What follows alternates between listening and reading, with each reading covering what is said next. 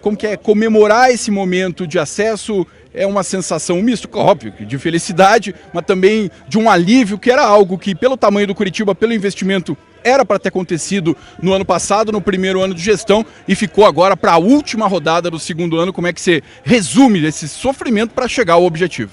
Bom, Robson, se você me permite, antes de responder, aproveitar os amigos aqui de vários veículos, para dizer o que é mais importante para mim nesse momento, que é dedicar esse acesso àquele que é e foi o nosso exemplo. O nosso exemplo de atleta, de técnico, nosso exemplo de funcionário, que nos deixou no começo do campeonato e impulsionou toda essa campanha. Então eu, em nome de todos... Mais água, agora para cima do Samir. Também toma banho, Samano. Rua presidente! Rua presidente! Rua presidente! Rua presidente! Rua presidente! O banho dele foi mais feio que do... Isso que era uma homenagem pro Krieger. Homenagem pro Krieger, mas os caras não querem nem saber. O Giovanni berrando ali, eu quero ficar. É um momento de muita comemoração. Continua ou não? Claro, continua. Era pro Krieger, né, a homenagem. Continua aí. Os caras não querem saber de nada, Samir, só a festa agora, mas você estava homenageando o Krieger, né? O mais importante para nós, para mim, para todos dentro do Curitiba, é dedicar esse acesso ao nosso querido Dirceu Krieger, Flecha Loira, porque era o que ele mais queria, era o que ele sempre falava, que era a prioridade dele, que era o sonho dele, que era o que ele mais queria. Então, Dirceu Krieger, para você, em nome de todos no Curitiba, é esse nosso acesso. E sobre a tua pergunta, Robson, o primeiro sentimento que vem assim é um sentimento de alívio, assim, por toda a dificuldade que foram esses 2 anos, pelo peso da obrigação. Você resumiu muito bem, o Curitiba sempre teve a obrigação de subir, não à toa nós lemos isso na arquibancada durante o ano inteiro, e a torcida tem razão em dizer que a primeira divisão era a obrigação.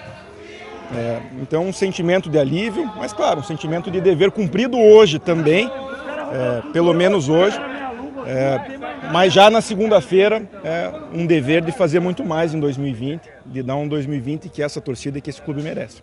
Samir, em que momento, presidente, foi o momento mais difícil? Você pensou, tem que trabalhar mais, tem que organizar mais.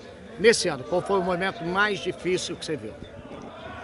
Assim, eu vou ser bem sincero contigo, Osmar, desde o início do ano, principalmente desde o início do campeonato, eu tive uma confiança muito grande no grupo que foi formado. Aí falo do aspecto técnico, dos jogadores mesmo. Eu sempre tive uma confiança muito grande, até pela experiência do ano passado, por acompanhar os elencos dos outros clubes. Então eu sempre tive uma confiança muito grande de que nós tínhamos montado um time para pelo menos subir. Na verdade, acreditava que íamos brigar pelo título, não aconteceu por algumas razões, mas sempre tive uma confiança muito grande. Claro que aquele início de segundo turno, 4 derrotas seguidas, foi um momento de muita dificuldade. Fizemos a leitura do cenário, mudamos o treinador, então aquele foi o momento mais difícil. Mas eu sempre tive muita confiança, desde o começo. Não à toa, o Curitiba ficou 10 jogos invicto no primeiro turno, 13 jogos invicto agora no segundo turno, 3 sequências de 3 vitórias, agora terminando com 4 vitórias seguidas. Então, esses números e tantos outros mostram que o Curitiba tinha um elenco sim para subir. Eu sempre tive confiança nisso e foi o que aconteceu. Presidente, desde que você entrou no clube, a pressão em cima de você especificamente é muito grande. E esse ano, pessoalmente, assim, deve ter sido muito difícil, porque é crítica atrás de crítica. Hoje, os torcedores te criticaram, te xingaram na arquibancada. E o clube brigando o ano inteiro pelo acesso.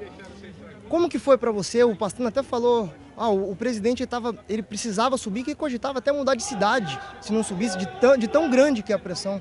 Como é que você levou isso aí, pessoalmente, profissionalmente? Como que você vê tanta crítica, apesar do time ter conseguido o objetivo esse ano? Veja, são dois pontos. O primeiro, que é a questão pessoal, assim, eu me preparei psicologicamente e pessoalmente para estar onde eu estou. Não foi uma decisão repentina, não foi uma decisão por ego, por vaidade. Então eu me preparei para receber esse tipo de pressão. Então eu lido sempre como vocês veem, com muito equilíbrio, com muita serenidade, tentando entender sempre o que está acontecendo, sempre o porquê das críticas, o porquê da pressão. Eu, mais do que muitos aí fora, e assim como toda a torcida do Curitiba, sei o tamanho gigante que esse clube tem, que essa torcida tem. Então eu sabia exatamente onde estava entrando, sabia qual seria a pressão e sempre me senti preparado para lidar, para absorver com ela.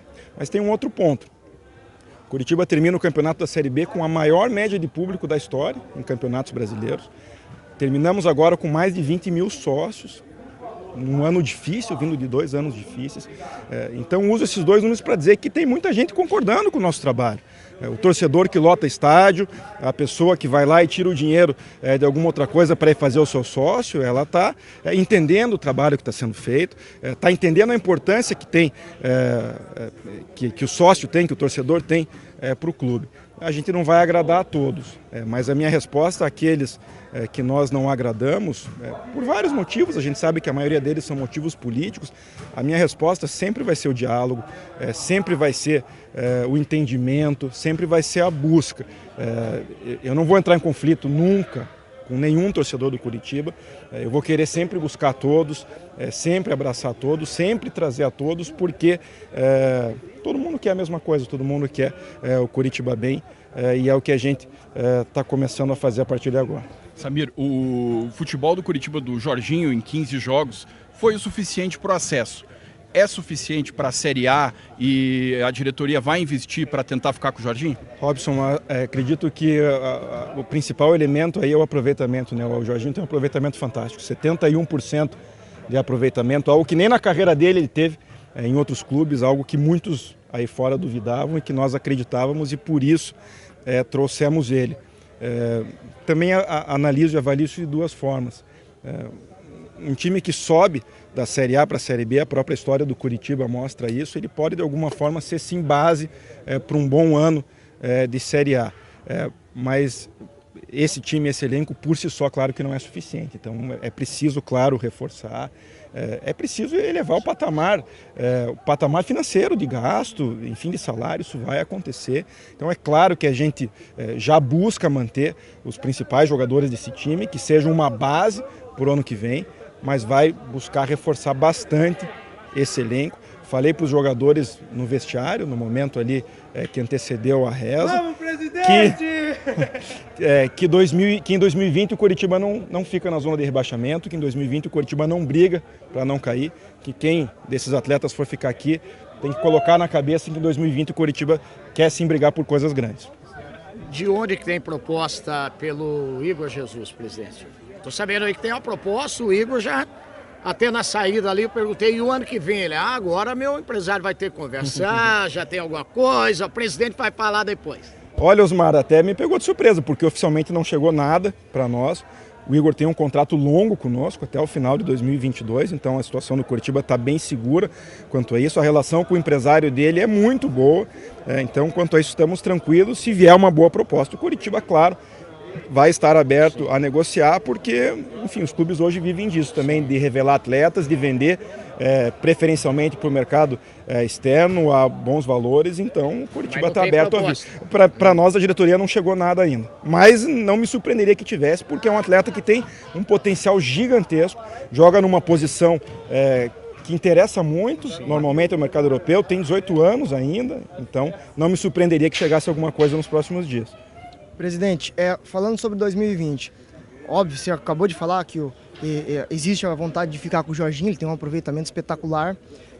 A ideia é manter também o Rodrigo Pastana na diretoria de futebol. E uma outra questão, você pensa em colocar o time sub-23 para disputar o estadual e fazer um outro tipo de planejamento? E já existiu um tipo de conversa sobre isso? Bom, as conversas com os profissionais aí principais, comissão técnica, direção de futebol, Pastana e Jorginho, elas não aconteceram ainda. Nós deixamos bem claro que era primeiro atingir o acesso e a partir dali as conversas começariam. Não sei nem se eles querem ficar, por exemplo, no Curitiba, qual é o planejamento profissional deles, então essas conversas elas vão começar a partir de agora, mas posso dizer para o torcedor uma coisa, que tenho a convicção, que acredito, que a longo prazo um bom trabalho no futebol se faz com continuidade.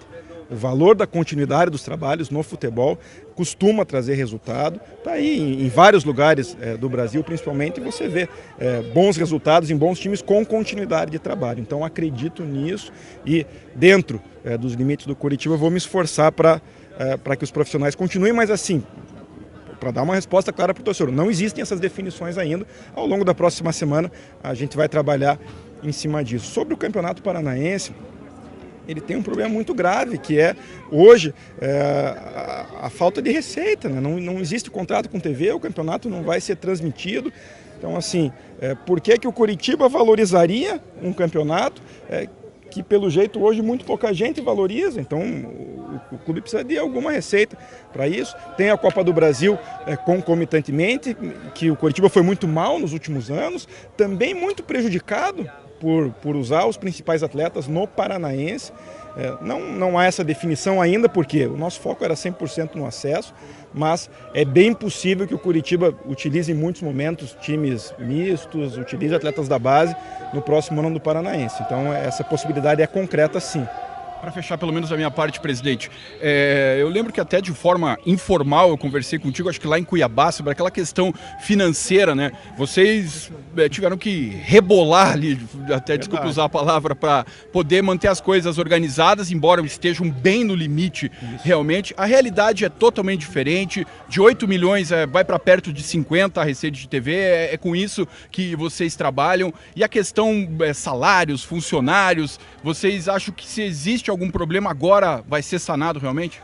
Olha, Robson, você toca num ponto importante que eu diria que se existe um mérito dessa diretoria, se existe um mérito meu, foi esse de, no ano da maior dificuldade financeira do clube, no ano da maior redução de receita do clube, foi a de manter todos os salários em dia, todas as obrigações com atletas e funcionários em dia até o final do campeonato. Nós estamos vendo aí que muitos clubes não conseguiram isso, e o efeito negativo que isso tem, clubes entrando ali com 2, 3, 4 meses de salário atrasado e que acabam naturalmente brigando lá embaixo.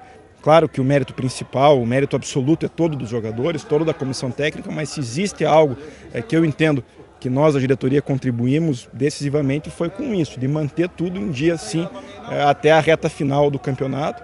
A receita de Série A é drasticamente maior, como você disse, um aumento aí de pelo menos 50 milhões, se nós falarmos de TV, patrocínio, sócios, bilheteria, tudo aumenta exponencialmente. Então o Coritiba espera resolver outras pendências. O Coritiba não tem pendências com funcionários nem com atletas hoje. Vai ter a premiação, mas enfim, essa é uma pendência que começa hoje. São 2 milhões e meio de reais? Eu não vou falar o valor, mas o valor não é esse. O valor não é esse.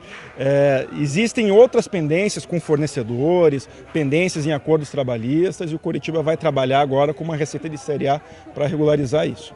Muito obrigado. Só para encerrar aqui da minha parte também, desse elenco que está aí, já se tem uma conversa com a comissão técnica, enfim, permanente do clube, né? Porque o clube tem a comissão. Sim. Já se tem uma ideia de quem é que pode permanecer?